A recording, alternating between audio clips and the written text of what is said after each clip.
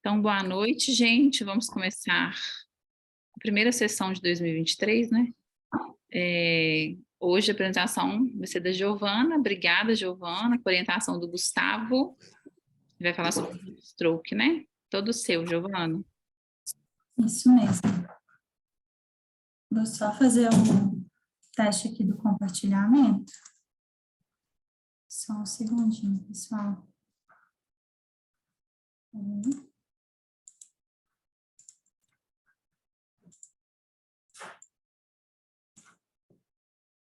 Gente, vocês me perdoem que eu tenho um pouco de dificuldade.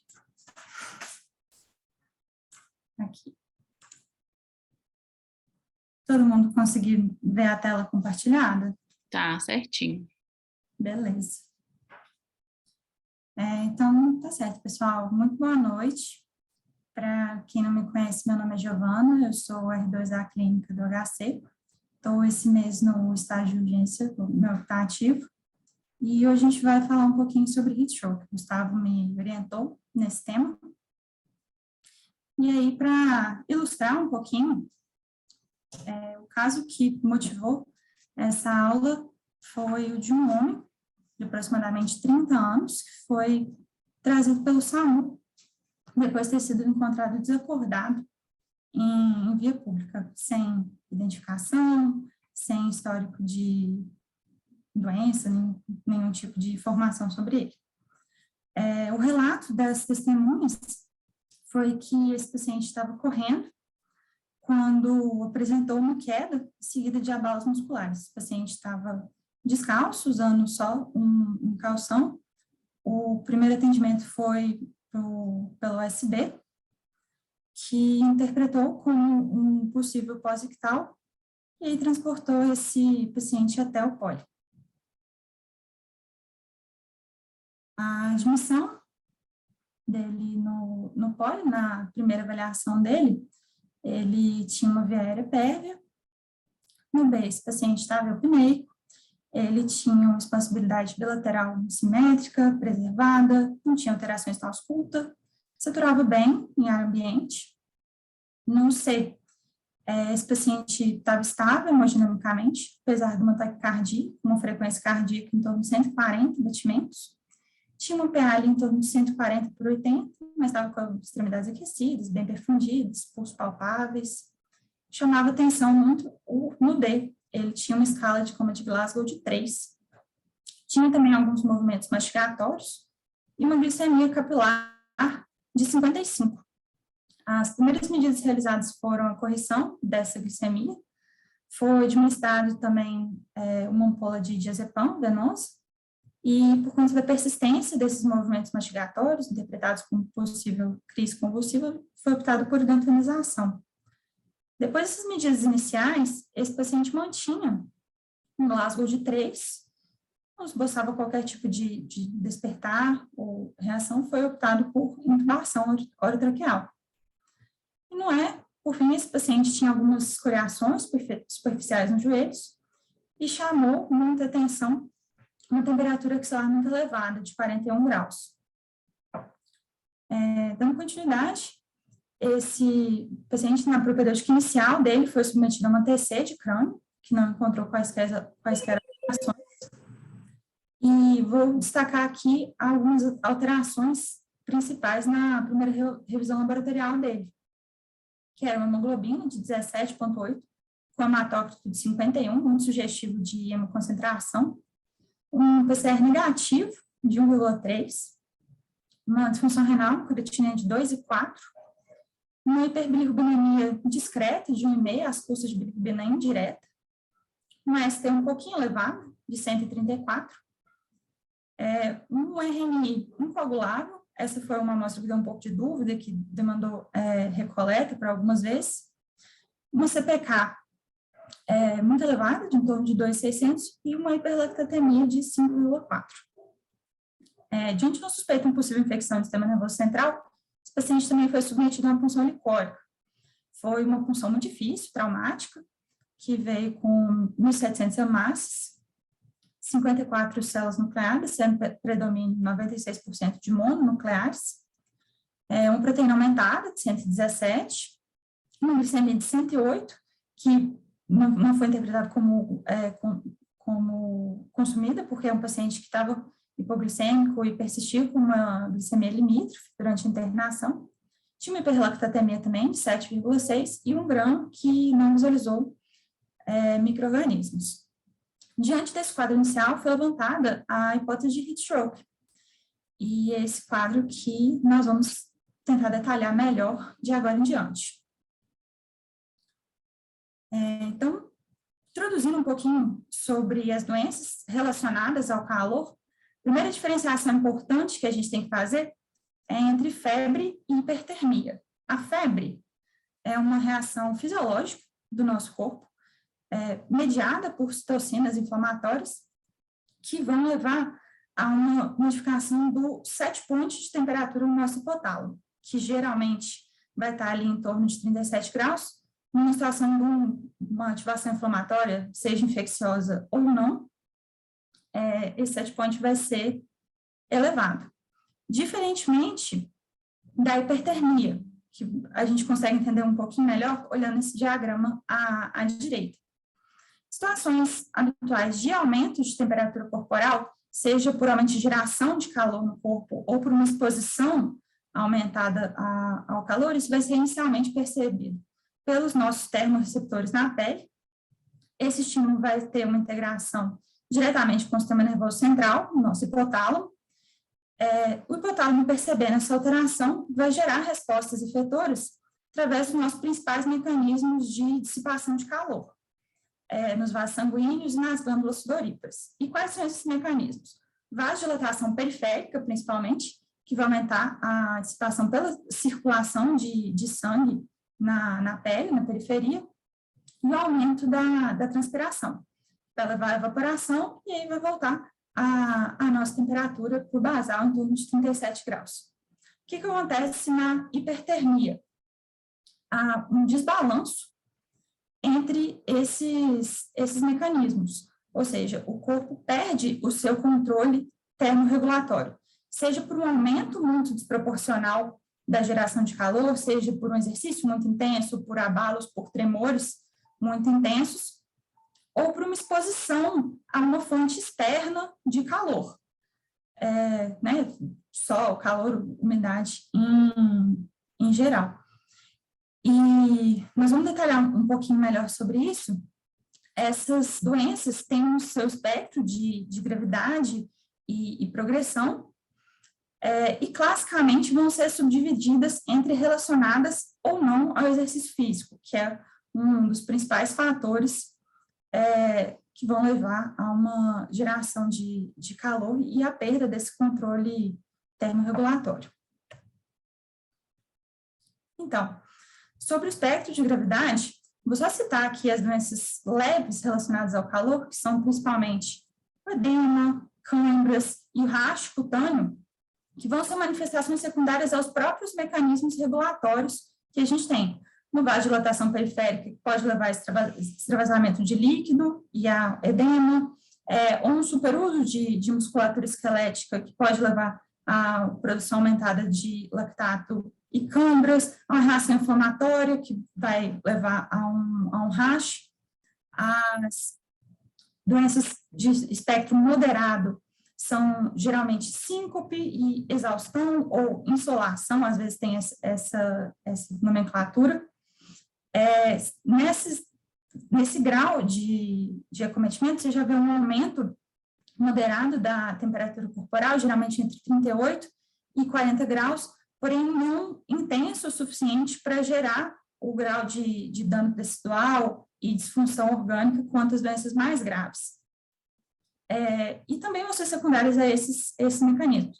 Uma vasodilatação exagerada num contexto de hipovolemia relativa pode levar a uma hipotensão ortostática, o aumento da sudorese pode levar a uma sede muito intensa, o uso intenso da musculatura pode levar à fadiga, e o desvio do fluxo sanguíneo pode levar a algumas alterações também de trato gastrointestinal. Náusea, vômitos, diarreia, uma sensação de mal-estar muito intenso.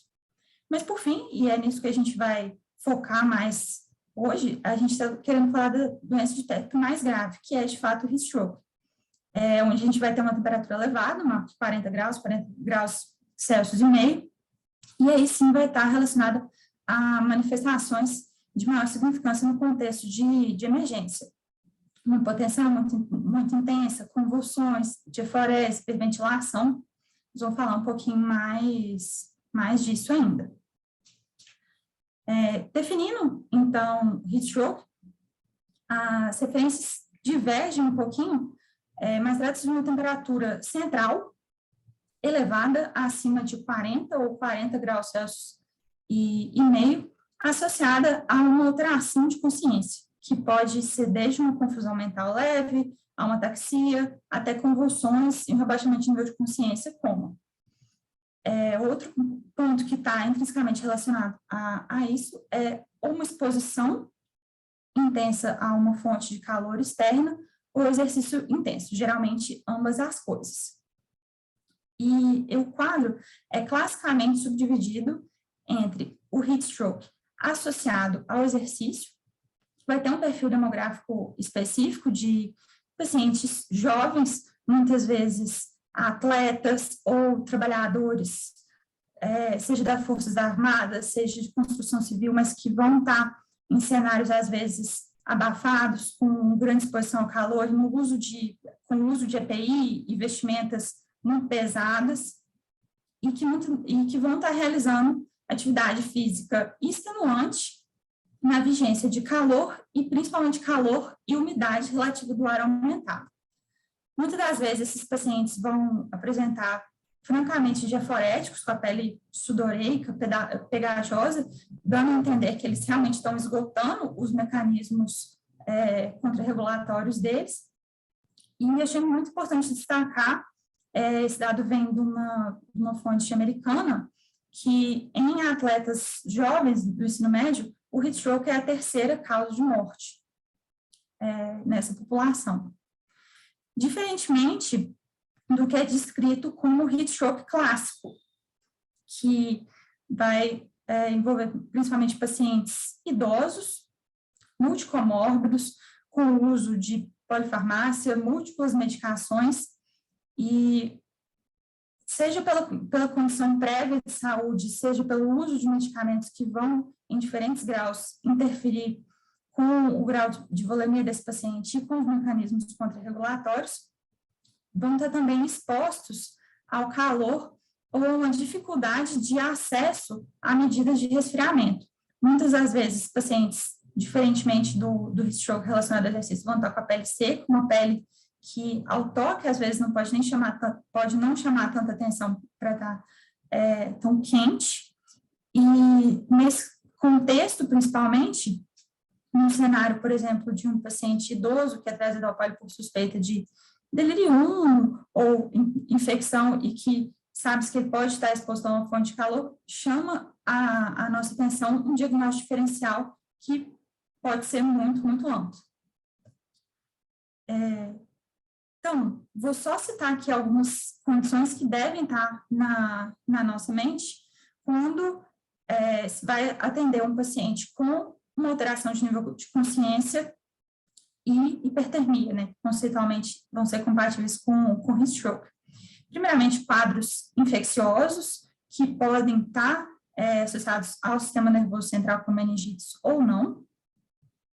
Doenças do próprio sistema nervoso central, AVC isquêmico, hemorrágico, ou doenças do próprio hipotálamo, que certamente vão levar a uma alteração do nosso centro termorregulador. Endocrinopatias, vão estar relacionadas à produção de calor aumentado muitas vezes, e intoxicações várias. E aqui eu chamo a atenção principalmente para o uso de substâncias e um quadro que a gente está muito acostumado a ver, que é a abstinência alcoólica. Agora, falando um pouquinho mais sobre a apresentação e a progressão desse quadro, são descritas classicamente 3 fases. A primeira fase, que a gente já citou agora no início, das horas iniciais, é dita como a fase hipertérmica neurológica. Você vai ter uma temperatura central muito elevada e uma alteração, geralmente muito aguda no nível de consciência. Um paciente que previamente estava bem e que evolui com mudança comportamental ou nível de consciência súbita. Nas primeiras 24 a 48 horas, a gente já passa para uma fase que é escrita como enzimática e hematológica, quando você já vai ter um quadro inflamatório muito intenso, associado também a uma coagulopatia, podendo, nos casos mais graves, evoluir com CIVD, que é uma das complicações mais graves, tem maior mortalidade associada. Passadas essas fases, em torno de 96 horas, o paciente evolui com uma fase chamada de hepatorrenal, mas que pode incluir outras disfunções orgânicas, falência múltipla de órgãos e suas complicações associadas. Queria citar, porque faz muita diferença no atendimento inicial, alguns fatores de risco. Os fatores de risco individuais vão ser principalmente para desencadear o quadro de heat stroke. Então, sabe-se que o sexo masculino está mais propenso, assim como pacientes em extremos de idade, pacientes tanto obesos quanto pacientes com massa muscular muito aumentada, com o uso de vestimentas que podem estar inapropriadas para a temperatura externa que o paciente está exposto, o descondicionamento físico, muitas vezes, e desidratação ou hipovolemia. Agora, tanto as comorbidades quanto o uso de substâncias vai estar relacionado muitas vezes à gravidade e a complicações associadas, uma vez desencadeado o quadro de heat stroke. Nas comorbidades, principalmente cardiopatias quaisquer e diabetes, qualquer tipo de anormalidade cutânea que prejudique em algum grau a troca de calor, ou mesmo doenças aparentemente simples. O trasfosfome também é descrito como um fator de maior gravidade, e, evidentemente, histórico pessoal de doença relacionada ao calor, mesmo doenças no espectro mais leve. O uso de álcool e outras drogas de diversas classes, e que a gente vê o uso muito frequente no dia a dia, também pode comprometer alguns dos nossos mecanismos termorregulatórios e podem, inclusive, dificultar no contexto do nosso diagnóstico diferencial. Então, ficar atento ao uso dessas substâncias. Do ponto de vista do atendimento inicial, não vai divergir muito do que a gente já está habituado. Como a gente citou no início, a gente vai realizar o ABCDE. É muito importante reconhecer a gravidade desses pacientes e a potencial evolução favorável e rápida. É muito importante também identificar algum grau de alteração de temperatura corporal. Uma vez identificada essa alteração, solicitar a mensuração da temperatura central, que a gente sabe que o nosso cenário é um pouco menos disponível, mas que está recomendada a mensuração de temperatura esofágica, ou nos estudos internacionais é mais estudada a temperatura retal. Uma vez identificadas essas alterações, a medida mais importante e imediata que isso deve desencadear é iniciar o resfriamento. Por que a gente vai iniciar o resfriamento imediato? E aí eu queria trazer alguma evidência que, apesar de não ser da melhor qualidade, é a melhor evidência disponível que a gente tem atualmente. Isso veio de um artigo da Intensive Care Medicine, um artigo de 2009, que estudou a mortalidade desses pacientes conforme o tempo que eles levaram para atingir o resfriamento. E foi nítida a diferença entre os pacientes que atingiram a meta que a gente estipula entre 38 e 39 graus Celsius em menos de 30 minutos e, eventualmente, no menor tempo possível, tiveram desfechos melhores.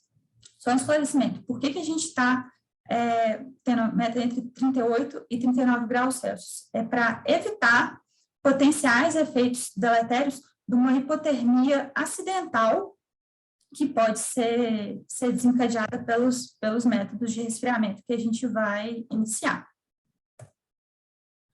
E agora, entrando de fato no como realizar o resfriamento desses pacientes. A melhor evidência disponível, mais estudada e mais eficaz, é o banho de imersão em água e gelo a 0 graus. Esse método ele pode baixar em 0,25, alguns estudos citam até 0,3 graus por minuto.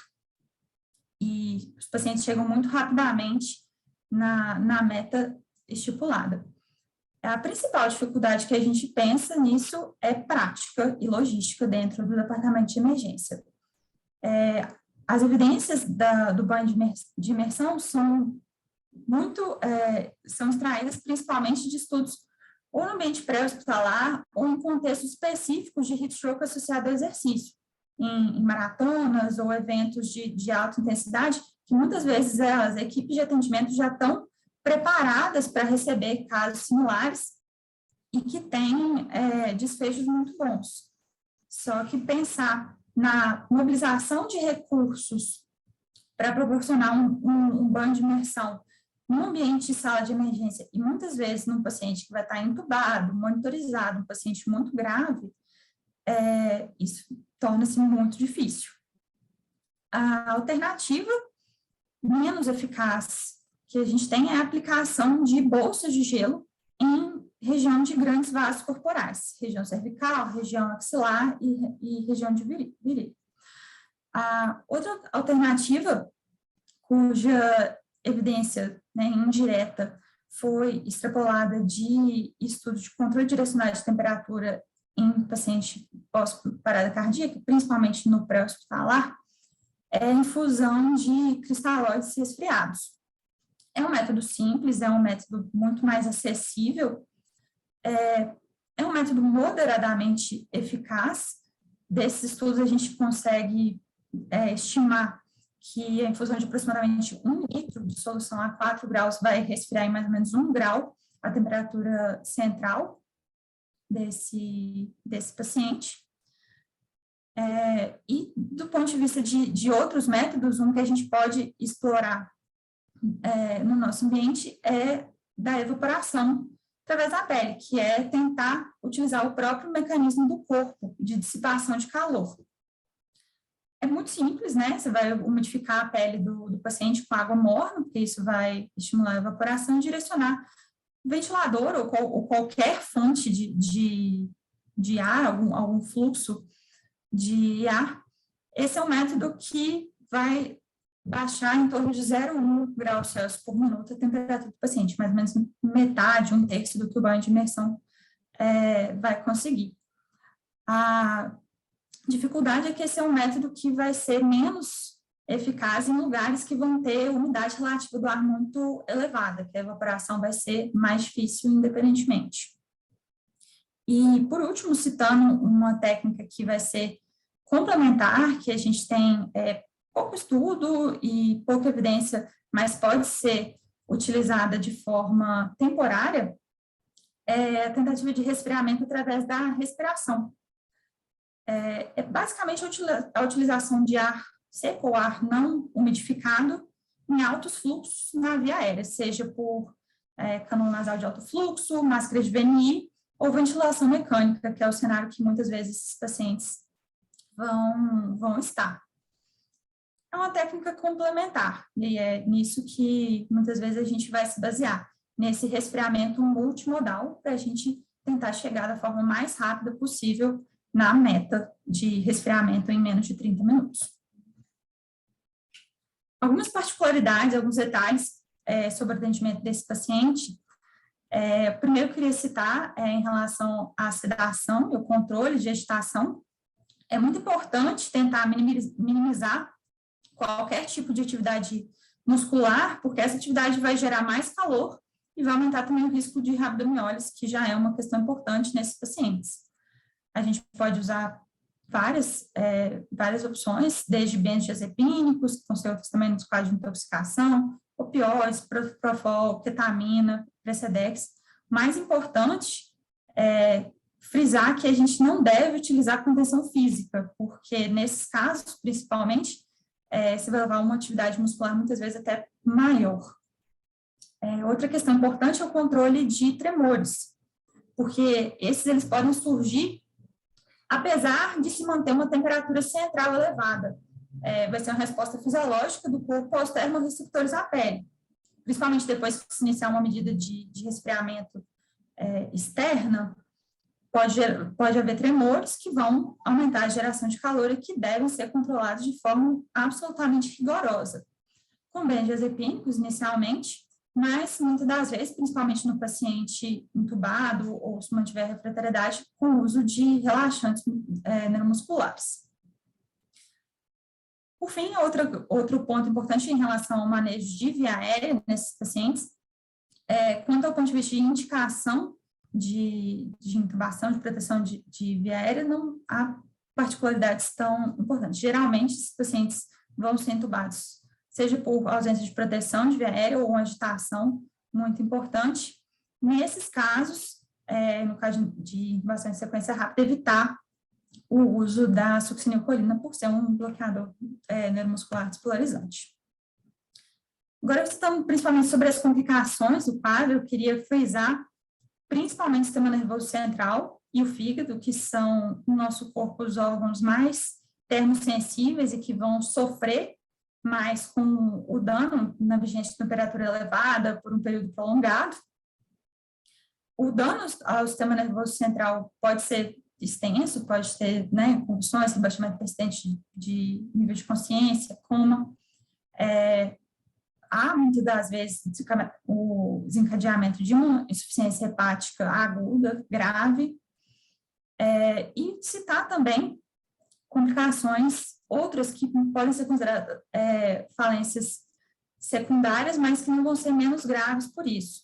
Então, você pode ter insuficiência renal, secundária rabdomiólise, secundária à desidratação, hipovolemia grave. Na segunda fase da evolução do quadro, tem um risco grande de coagulação intravascular disseminada, que é uma das complicações mais graves, mais mortais.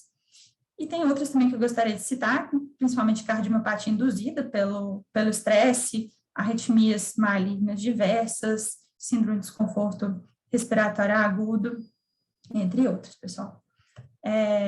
Por fim, as mensagens que eu queria deixar para casa por hoje são que o heat stroke é uma condição que precisa ser reconhecida e esse paciente tem que ser identificado prontamente como um paciente grave, com alto risco de evolução desfavorável.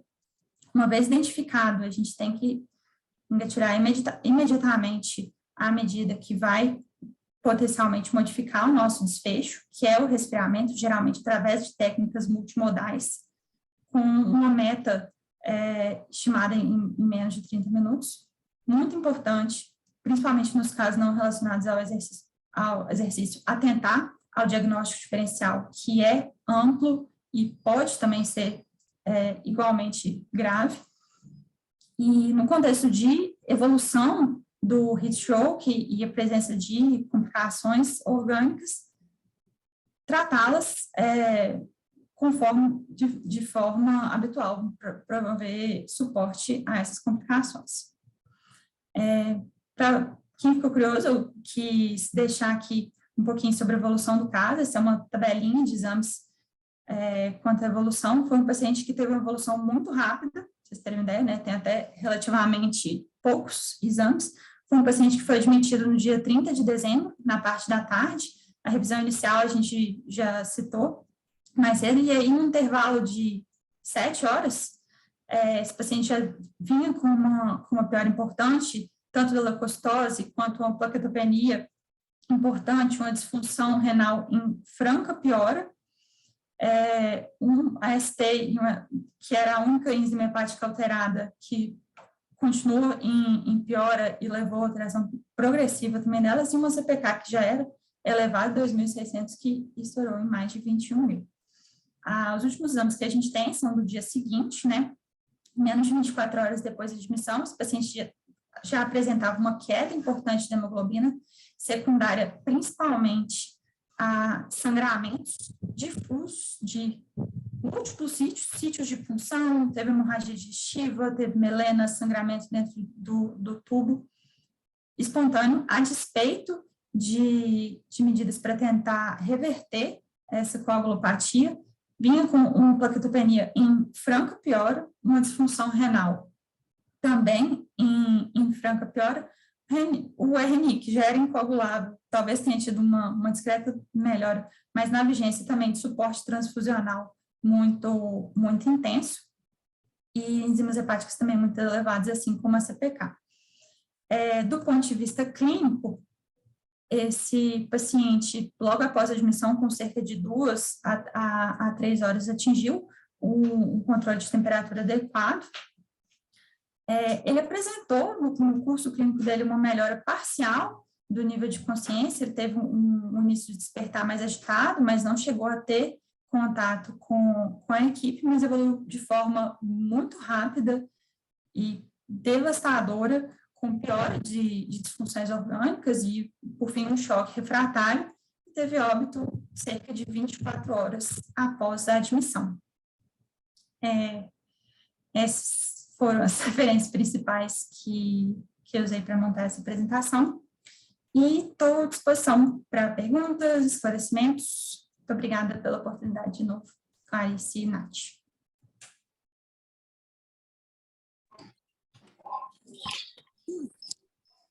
Muito bem, Giovana, parabéns.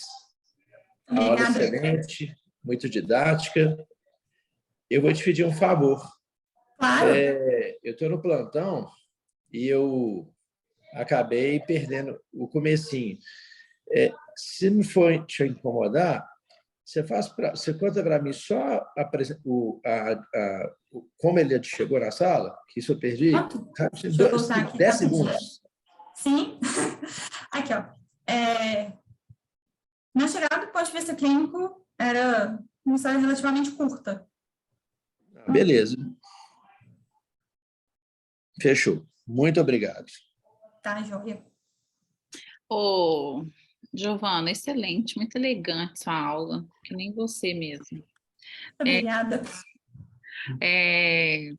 Você falou, eu fiquei encucada com isso, que ele estava descalço e de calção.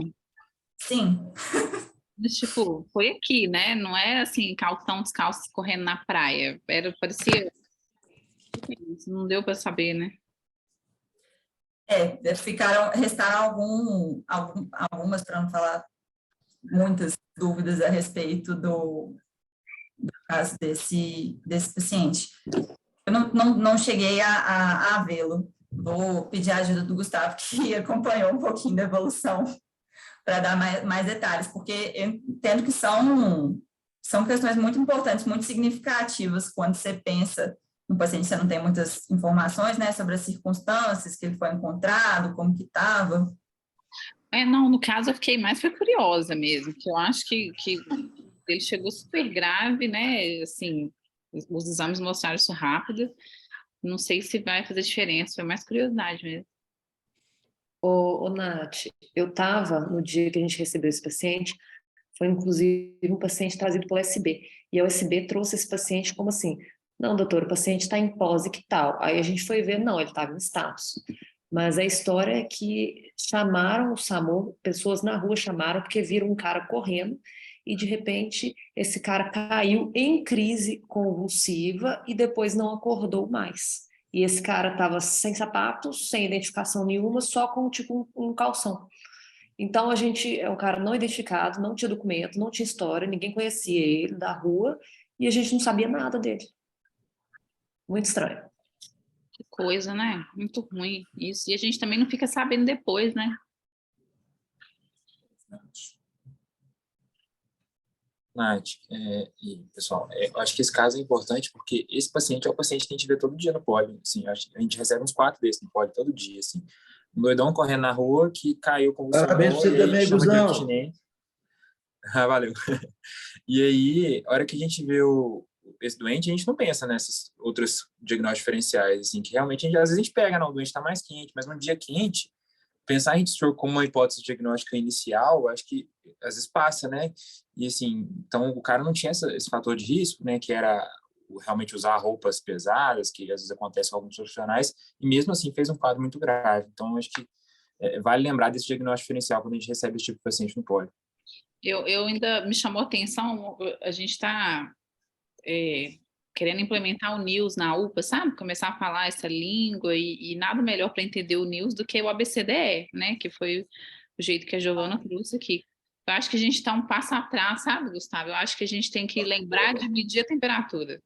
Sim. Apesar de na sala de emergência isso ser, né, independente da nossa vontade, porque o paciente chega, os técnicos de enfermagem já fazem isso sem precisar pedir, tem que lembrar que nem todo lugar é assim, né? Então, além de frequência respiratória, que é uma coisa assim, que acho que é bem pior, não sei, acho que é pior que temperatura.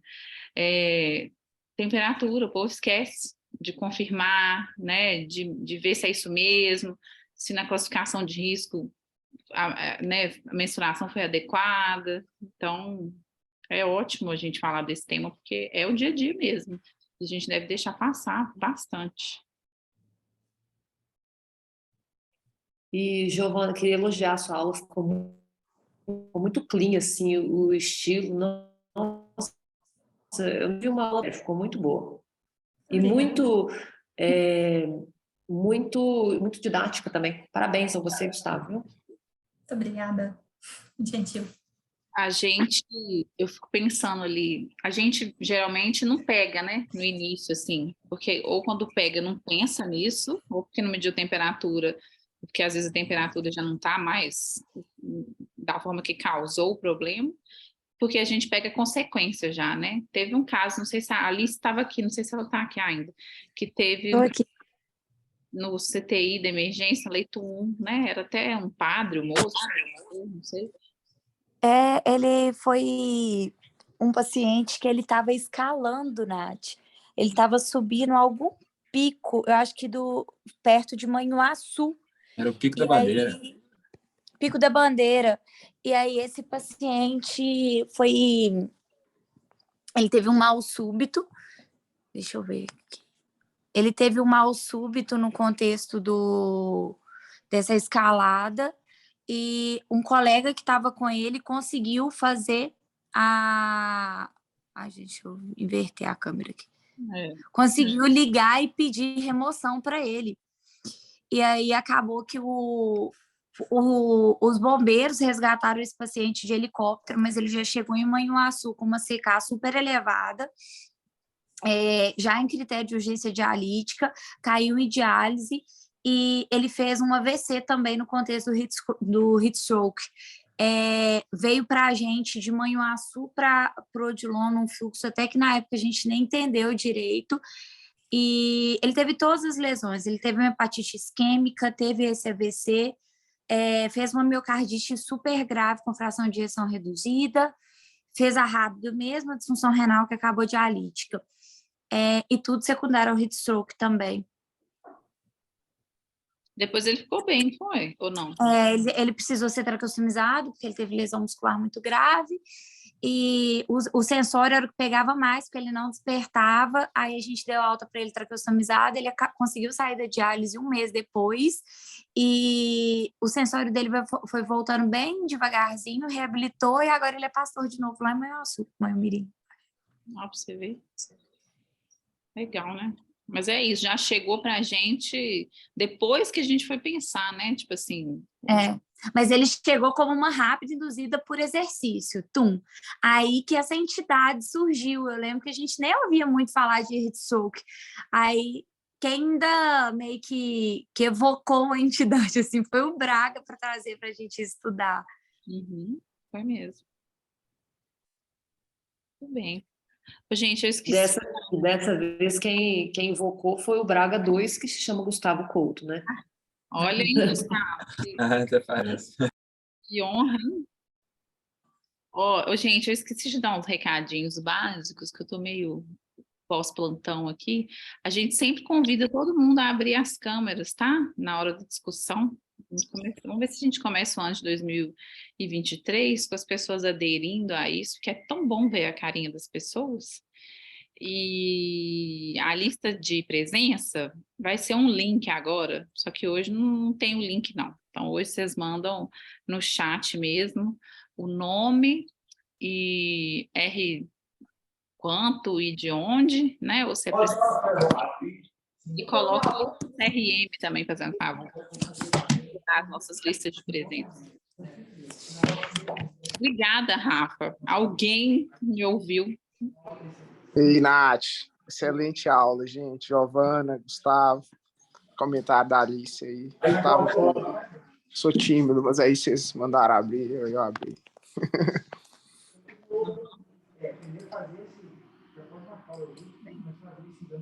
Alguma pergunta, pessoal?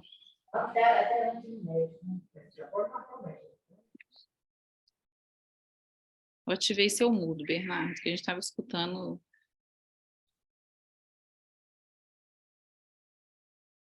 Não, agora você está mudo. Na vida real, podia ter esse modo ativar o mudo do Bernardo às vezes. Ó céus. Vai perder. Ô, Nath, a gente consegue arrumar em quanto tempo isso lá para a gente atender um paciente? Isso, e onde? Isso aqui. Chegou na UPA, por exemplo, esse cara. Igual uma vez eu chegou um heat stroke lá, não sei se você lembra. A parte logística aí para exercer a terapia, a gente não vai conseguir, né? Lá na UPA. Dá para fazer uns arremedos no máximo, né? Mas mesmo assim, algo gelado não vai ter jeito, não vai? Ou eu acho que não, tem que procurar saber. Como é que vocês fizeram lá no Poli, Gustavo? Você que estava lá, né? Não, a gente fez o seguinte, deixamos ele o mais descoberto possível. A gente colocou Gelox em axila, virilha e sobre o peito e pegamos, acho que 1.000 a 1.500 na farmácia que tinha soro gelado, a gente correu também nele, aí a gente conseguiu um bom controle de temperatura em 2, 3 horas. Uhum. Uai, eu vou até procurar saber. Na farmácia da UPA tem gelado também? Ah, com certeza. Deve ter, né? Com certeza deve. Gelox sempre tem, porque eles usam para transportar medicamentos, essas coisas assim, sempre tem. Sempre tem? Agora, soro também acho que tem. Eu já tive um Oi? caso de hipertermia maligna lá no CTI, no leito 8. E aí, dantrolene não tinha, mas a gente descobriu que tinha como colocar aquela manta térmica, ela faz isolamento térmico também. Então, uma coisa que a gente fez foi colocar Gelox em todos os lugares que tinha área de dobra e colocar a manta térmica por cima na menor temperatura. E isso fazia o paciente ficar todo geladinho por baixo. A gente conseguiu um bom controle também, depois que a gente foi controlando pela temperatura esofágica. Eu vou amanhã procurar saber na UPA e mando no grupo. Mas, assim, não tendo condições na UPA, desce para ele para o Poli, que, né? E a gente faz. Mas a manta lá, a nossa manta resfria também, não é uma manta só de aquecimento. Uhum. É uma coisa que eu não sabia, descobri quando o paciente tem hipertermia. Eu não sabia, para mim só esquentava. Eu não usei. Não, a nossa manta, ela faz isolamento térmico também. Todo lugar que faz anestesia de paciente tem que ter essa manta por causa da hipertermia maligna. Eu não sabia. Quem me deu a ideia, quem me falou foi o Tadeu do anestésio. Eu lembro que essa novidade apareceu. Gente, parece que nós estamos em 2070, né? Porque antigamente a gente tinha nem manta, agora a gente tem uma manta que resfria e esquenta. O futuro chegou mesmo. Meninos que estão calados, nenhuma dúvida, todo mundo sabe tudo, então, né? Então, podemos... Alice, seu gato aí tá querendo participar. Tá, ela é super participativa. É ela? É. Que legal. Eu acho o máximo. É os meninos da Nath e minha gatinha, não.